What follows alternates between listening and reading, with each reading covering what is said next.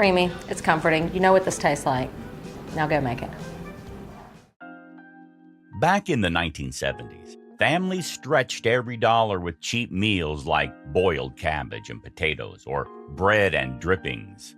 The so-called poor man dinners kept households going through inflation, layoffs, and shortages. And today, we're digging up 25 real dinners from the 70s that fed millions. Number 25, tuna casserole. In the 1950s and 60s, American kitchens were getting flooded with canned goods and quick-fix foods, and tuna casserole had already become the go-to dinner for families who needed something cheap, filling, and fast. It was often made with egg noodles, canned tuna, cream of mushroom soup, and maybe a little breadcrumb topping if you wanted to get fancy. It was originally printed in Sunset Magazine in 1930 as Noodles and Tuna Fish and Casserole. It built on early recipes like cod bechamel, but added in canned tuna, and shelf-stable creamy soup for simplicity. Soon, Campbell's Soup Company turned it into a household icon by printing the recipe right on their cream of mushroom cans, turning the pantry into a recipe box. By mid-century, there wasn't a neighborhood potluck or diner that didn't have this dump and bake comfort hit on the menu. That creamy tuna and noodle combo with a crispy topping didn't just fill bellies, it woven its way into childhood memories for generations. Number 24, Hamburger Helper. You've probably eaten it. In 1971, General Mills launched Hamburger Helper under the Betty Crocker name, a boxed kit that combined pasta, powdered sauce, and spices so you could stretch 1 pound of ground beef into a full meal. Designed by home economist Marjorie Johnson, whose own family once struggled with dinner prep, it was meant to make budget meals easier and more filling. It exploded in popularity with 27% of U.S. households buying it in the first year alone. Hamburgers themselves had been around since the late 1800s as hamburger steak, but by around 1917, the full-size burger on a bun was being served in Chicago menus. Fast food chains like White Castle in 1921, and then turned it into the national obsession we know today. Hamburger Helper didn't just make dinner easier, it made the hamburger stretch like magic. Number 23, Sloppy Joes. Today we are making Sloppy Joes. And who makes the best sloppy joes? Clearly I do. If your childhood didn't involve sauce dripping down your hands while you tried to hold a burger together, did you even live? Sloppy Joes likely began with loose meat sandwiches from Sioux City, Iowa. A cook named Joe added tomato sauce to this ground beef creation in the 1930s, giving us the sloppy version we know today. The word hash or tavern sandwich roots trace back to early original sandwiches, like Ye Olde Taverns in 1924 Sioux City, but Sloppy Joe specifically refers to the saucy version. The role of Manwich, a canned Sloppy Joe sauce, cannot be understated. It was launched in 1969 with the slogan, "A sandwich is a sandwich, but a manwich is a meal." Helped turn Sloppy Joes into a widespread convenience dinner. Number 22, macaroni and cheese. Mac and cheese today? It's Instagram bowls with 3 kinds of cheese, truffle oil, and someone trying way too hard to be a foodie. But in the 1970s, macaroni and cheese wasn't about flexing, it was about surviving. Kraft had been selling its boxed version since 1937, but in the 70s, it became a dinner table hero. Families could whip it up in under 10 minutes for pennies a serving. Just pasta, that neon orange powder, and a splash of milk. But if mac and cheese is so old, why does it still feel like childhood in a bowl?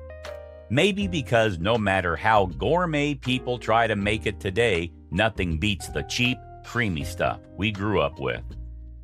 Number 21, baked beans and hot dogs. Today, hot dogs are at stadiums, street carts, and $15 gourmet menus. But in the 1970s, pairing hot dogs with baked beans wasn't a trend. It was a survival tactic. Families could grab a can of beans, slice up a few hot dogs, and boom, instant dinner for under $1. Sweet, smoky, salty. It filled the house with that something's cooking smell, even if you were broke. But wait, why did families in the 70s serve this as a main course when today most people think of it as a barbecue side? The answer says a lot about how much harder it was to put meat on the table back then. For many households, this was the only way to make a little meat feel like a feast, and so it worked. Number 20, American goulash. Today, we are making old-fashioned American goulash. If your grandma ever muttered, "Just throw it all in a pot," she was probably talking about American goulash. In Hungary, goulash was a hearty, paprika-laced stew. But when Hungarian immigrants brought the idea to the U.S. in the late 19th and early 20th centuries, it slowly morphed into something uniquely American. In the early 1900s, cookbooks were already featuring what we now call American goulash, a one-pot mix of ground beef, elbow macaroni, and tomato sauce. It gained real traction during the Great Depression and in the mid-20th century because it was cheap, filling, and endlessly adaptable. A single skillet could feed a big family without stretching the budget, and you could toss in whatever you had on hand: onions, canned tomatoes, even leftover vegetables. In the Midwest, it became so common it earned the nickname slumgullion, a nod to its humble, throw-it-all-in style. And in the 1970s, it was firmly cemented as a weeknight dinner hero. Simple, satisfying, and proof that comfort food doesn't have to be fancy. Number 19, Spam and eggs. Ah, Spam and eggs. The meal that makes you wonder how anything could taste both terrifying and amazing at the same time. By the 1970s, Spam had been around for decades thanks to World War II rationing and its super long shelf life. The families on a budget loved it because one can could feed a whole table, and with a couple of fried eggs was just, boom, breakfast for dinner magic. Sure, today's kids might wrinkle their noses at it, but back then it was a lifesaver. A sizzly, salty, sometimes scary lifesaver, and one that, somehow, made everyone at the table feel a little richer, even when the fridge was nearly empty. Number 18, egg salad sandwiches.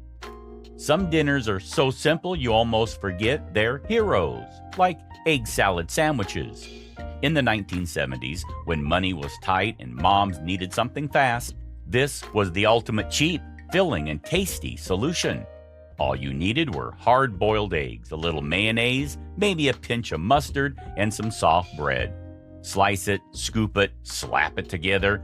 Dinner or lunch was ready in minutes. It could stretch eggs into a meal that fed multiple mouths.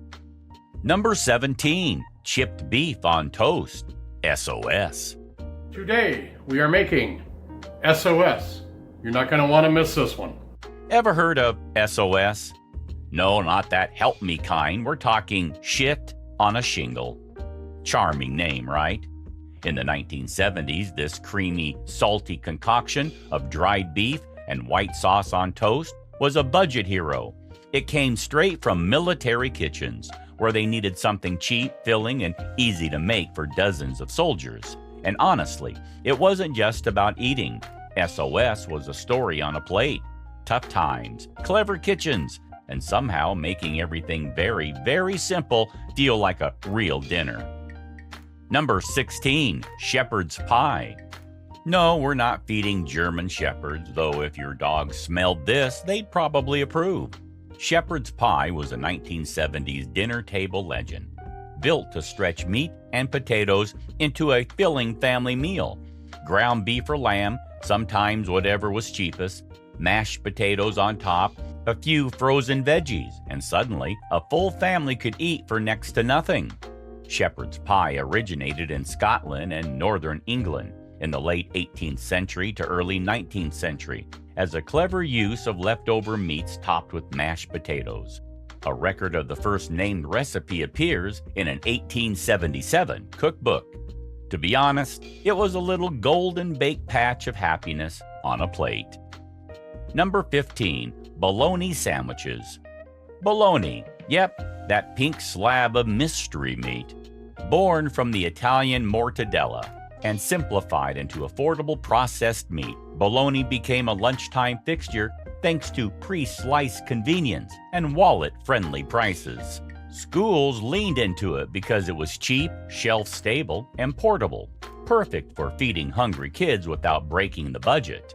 Oscar Mayer's unforgettable jingle, "My bologna has a first name, it's OSCAR," debuted in 1973-74, wrote itself into national memory, and helped ensure bologna's place as a nostalgic staple.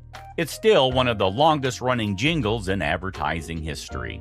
Across the Midwest and South, fried bologna sandwiches are still comfort legends, often glammed up in diners and lunch counters with mustard, mayo, and melted cheese.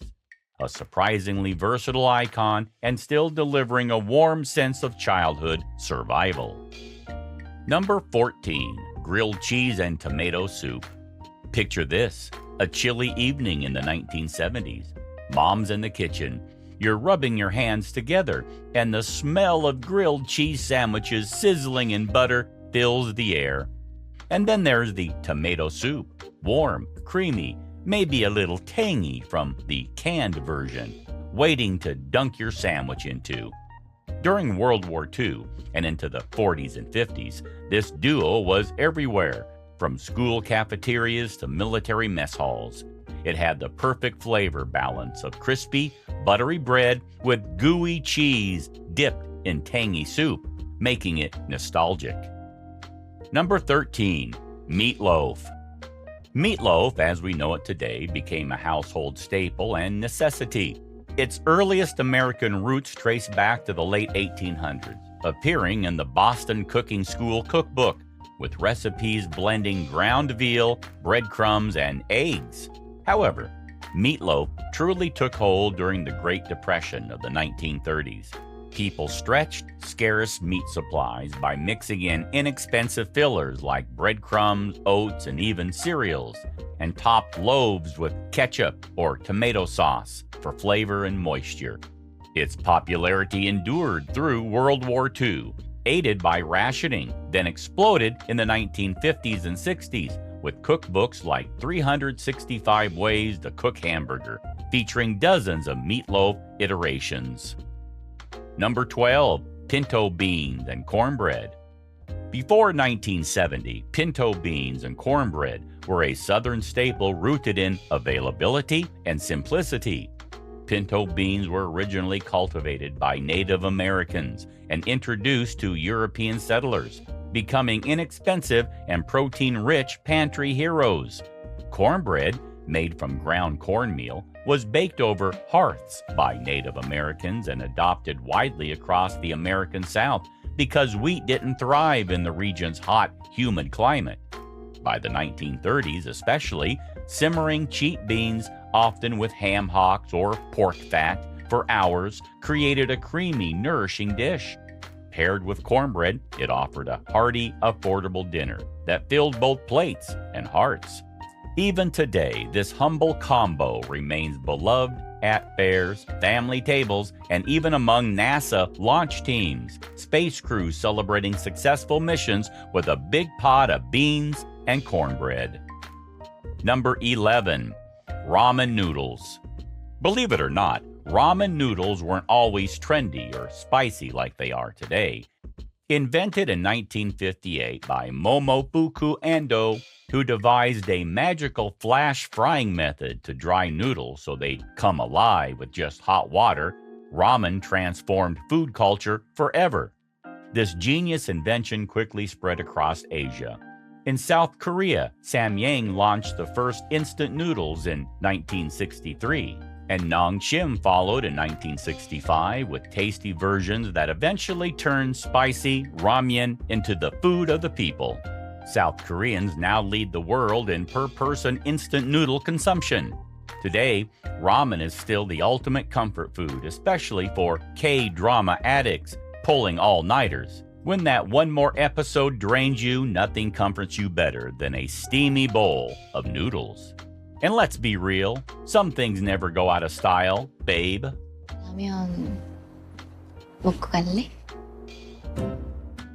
Number 10, fried potatoes and onions. Fried potatoes and onions, are also known as home fries or house fries, have been a staple in American kitchens for centuries. The earliest recorded recipe appears in The Virginia Housewife in 1824, which instructs readers to slice potatoes and fry them in lard or butter. This method evolved over time into what we now call home fries with cubed or sliced potatoes, sometimes par-cooked, pan-fried until crispy on the outside and tender inside, often alongside caramelized onions for extra depth of flavor. Simple dishes existed everywhere too. Lyonnaise potatoes from France, for example, combine boiled potatoes with fried onions and butter, appearing in cookbooks from as early as 1806. Home fries remain beloved today, whether as a hearty breakfast side or a nostalgic comfort food. Their charm lies in the simplicity of basic ingredients transformed into a golden, buttery, soulful dish. Number 9, cabbage soup. In Russia, shi, also known as cabbage soup, has been a kitchen friend for over 1,000 years and became as familiar to Russians as porridge, embracing both humble and hearty versions depending on available ingredients. In the U.S., early recipes like doughboy cabbage soup were likely inspired by military rations during World War I, when cabbage offered vital vitamin C to prevent scurvy. It was also a favorite among long-standing, hard-to-break fad diets, especially the cabbage soup diet that resurfaced again and again starting in the 1950s, often under names like the Dolly Parton diet or the military cabbage soup diet. Its flavor, warmth, and made from whatever is left vibe remind us that home and healing sometimes come in the simplest forms. Number 8, Salisbury steak. Salisbury steak started its life not as a comfort food, but as a serious health prescription. Dr. James H. Salisbury, a 19th century physician, believed a diet in lean beef could cure digestive disorders and ill health. He recommended muscle pulp of beef patties, boiled and drenched in gravy, as an easy-to-digest, high-protein meal for Civil War soldiers and his patients. The name Salisbury steak became common in the U.S. by 1897, partly due to wartime sentiment avoiding German-language terms like Hamburg steak. Its reach exploded mid-century with the help of TV dinners. Swanson and Banquet featured the patties in frozen trays, turning Salisbury steak into a convenient weeknight staple for millions. In the new generation, it's still one of those diner classics and frozen food icons of ground beef, rich gravy, and comfort in every bite. Number 7, chicken and rice bake.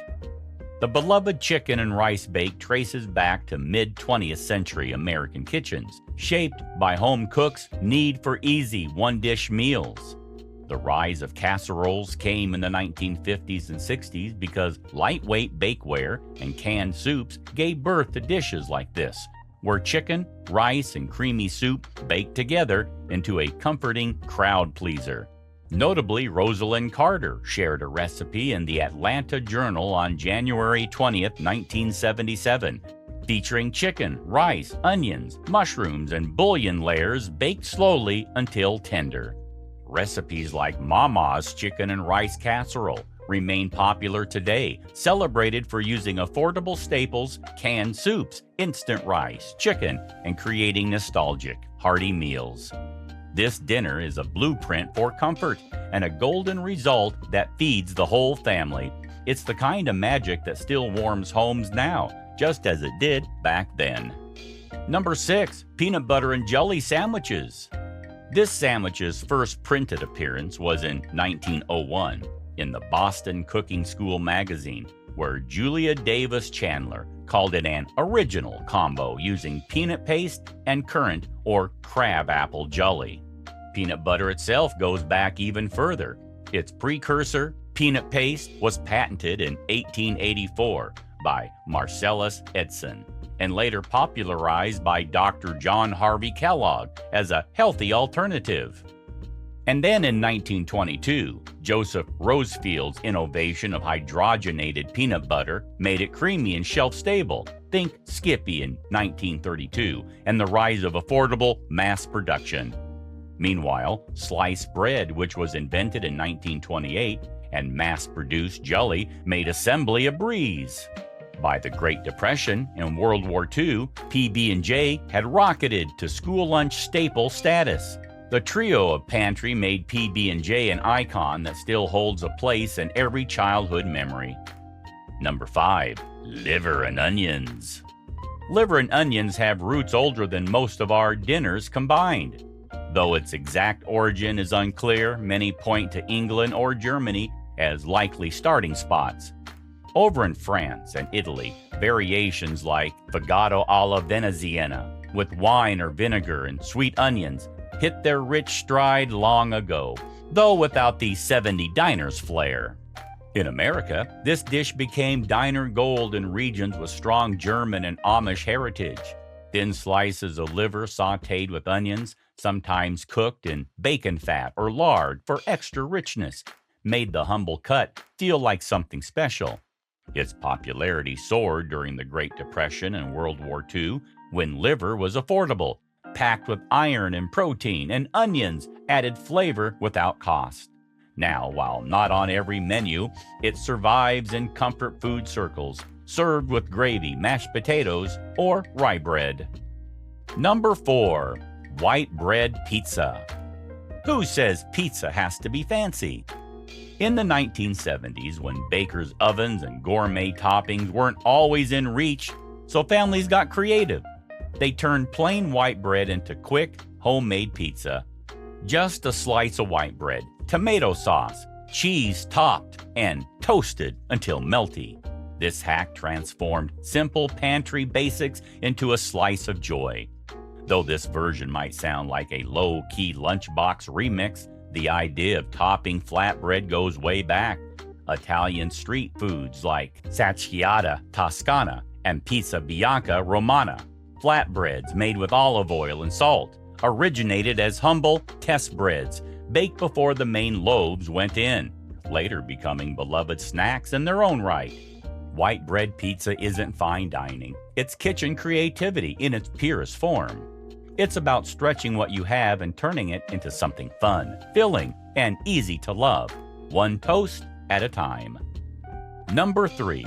Corned beef hash. Corned beef hash grew from necessity into a beloved American classic. It started as a brilliant leftover rescue. After a boiled dinner of beef, cabbage, potatoes, and onions, cooks would dice the remnants and fry them up together. That's how New England's daytime staple, now called hash, came to be. The term hash comes from the French hasher, meaning to chop. Corned beef itself refers to brisket cured with large, rock-light salt crystals, the corns that preserve meat long before refrigeration. It became popular around St. Patrick's Day in Irish-American households, where leftover corned beef and cabbage transformed into breakfast heroes the next day. During World War II, meat rationing and the rise of convenience led to even more Americans turning to hash, hence the introduction of canned versions in the 1950s, with Hormel leading the way. Corned beef hash made. Oh, just look. Number 2. Pancakes for dinner. I know this is your favorite breakfast, but pancakes for dinner go way back. Colonial Americans often served flapjacks in the afternoon. When frontier cooks discovered leavening agents like pearl ash in the 1780s, pancakes became thicker, heartier, and perfect for evening fuel. Globally, pancakes for dinner are totally normal. In Central Europe, palatschinken, thin, crepe-like pancakes fill supper plates, often stuffed with jam, cheese, or even savory fillings. In Poland, rakucci, fluffy yeast or baking powdered pancakes, are a beloved dinner or snack, sometimes served with sugar or fruit, or paired with soup. And today, when kids rush home after school, parents often call pancakes for dinner and watch all the imaginations light up. Pancakes are dinner comfort wrapped in batter, versatile, nostalgic, and always ready to flip the day's vibe. Number 1, Potluck casserole. And finally, Potluck casserole is the ultimate dinner hack. Raised out of church basements, school fundraisers, and neighborhood gatherings, this dish was pure 1970s community spirit in a baking dish. Families would raid the pantry for whatever they had, like pasta, rice, canned soup, leftover meats, and bind it together with a creamy sauce or melted cheese. It wasn't just a meal, it was a social glue. Potluck casseroles were designed to stretch ingredients and feed a crowd without breaking the bank. Tuna noodles, cheesy broccoli, tater tots. There were endless variations. The beauty was no strict recipe, just a use what you've got philosophy that kept waist low and bellies full. Whether at a holiday gathering or Tuesday night dinner, potluck casseroles prove that comfort food doesn't need rules, just a big dish, an oven, and people to share it with. So, those were 25 forgotten 1970s dinners that somehow actually saved families. Crazy, right? Which one would you secretly devour today? And which one would you never touch even if it was free? Drop your favorites in the comments. And while you're at it, hit subscribe for more wild, nostalgic food trips. Trust me, your taste buds will thank you eventually.